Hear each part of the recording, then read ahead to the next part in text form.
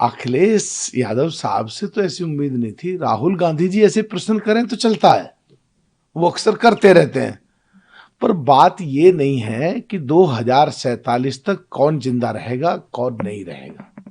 ये MP, MLA, minister, chief minister, prime minister, ये बहुत छोटी चीज है देश के सामने। वो देश के लिए विजन है कि 2047 में देश को हम कहां पहुंचाना चाहते हैं, आज उसकी नींव रखनी पड़ेगी। कोई भी हम पेड़ लगाते हैं, उसका फल खाने के लिए पेड़ लगाना पड़ता है, फल तो बाद में आता है, पीढ़ियां खाती हैं अगली। तो ये तो कोई बात हुई नहीं, ऐसी उम्मीद तो थी नहीं। बट हमारा देश लगातार तरक्की की तरफ चल रहा है और ये हमारे देश के लोगों का सौभाग्य है कि ऐसी लीडरशिप मिली है जो खुद के बारे में ना सोच के देश और देश के लोगों के बारे में सोचते हैं। तो राहुल गांधी को देश में अफरा तफरी का माहौल है, खासकर 16 बीएलओ उनकी डेथ हो चुकी है एसआईआर की प्रक्रिया के दौरान। देखिए, हम इसको बिल्कुल सीधा दो तरीके से देखेंगे।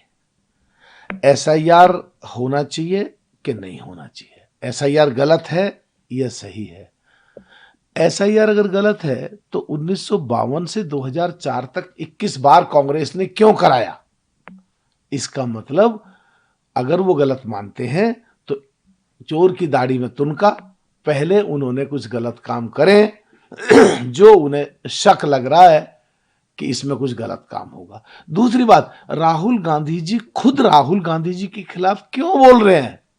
राहुल गांधी जी कर्नाटक में प्रेस कॉन्फ्रेंस करते हैं, दिल्ली में प्रेस कॉन्फ्रेंस करते हैं, जो जिंदे हैं उनकी वोट नहीं है, जो मर गए हैं उनकी वोट नहीं है, कुछ की डबल डबल वोट बन रही है, चाहे तेजस्वी यादव जी, प्रशांत किशोर आदि आदि आदि। तो उनको अगर शुद्धिकरण हो रहा है, करप्शन हो रहा है, तो राहुल गांधी जी की जो मांग है उसी में एसआईआर कर रही है। संवैधानिक संस्था है, माननीय सुप्रीम कोर्ट ने आदेश किया है, आदेश का पालन करते हुए चुनाव आयोग वही कर रहा है जो राहुल गांधी जी कह रहे हैं, अब इसके भी खिलाफ बोल रहे हैं। तो राहुल गांधी जी खुद के खिलाफ क्यों बोल रहे हैं, समझ नहीं आ रही बात। सर, ने वो फिर से एक बार भारतीय सिविलाइजेशन यानी भारत के अंदर आ सकती है। देखिए, सिंध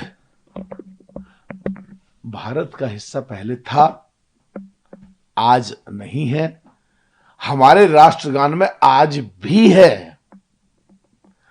तो आने वाले समय में जो राजनाथ जी ने कहा है संभव है, और सिंध के अलावा और भी बहुत कुछ लाना अभी संभव है।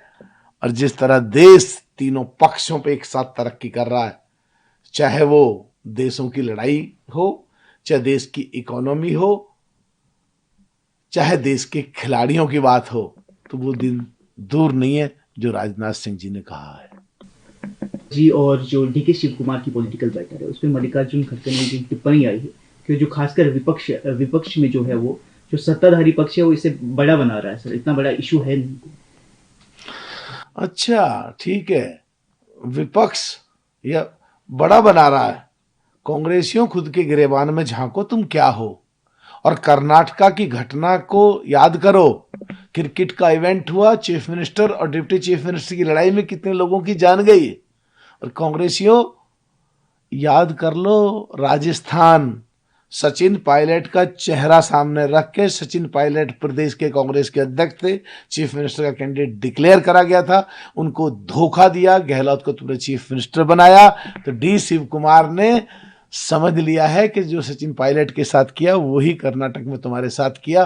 तो ये तो आने वाले समय ही बताएगा खड़गे साहब कि डी शिव कुमार किस तरीके से सिद्धारमैया साहब को पलटेंगे।